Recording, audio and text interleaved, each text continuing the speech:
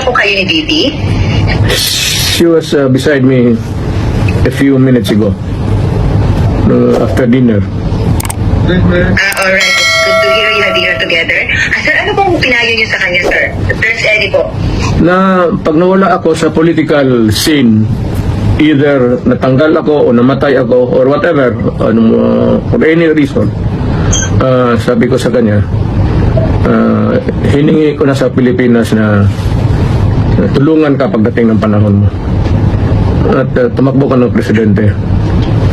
At continue. Hindi ko hinarang yan, ma'am. Ngayon na lang. Of late. Because I think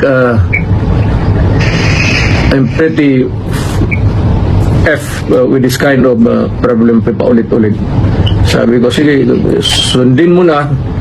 And for all the unanswered issues, ikaw na ang magpatuloy ng sumagot.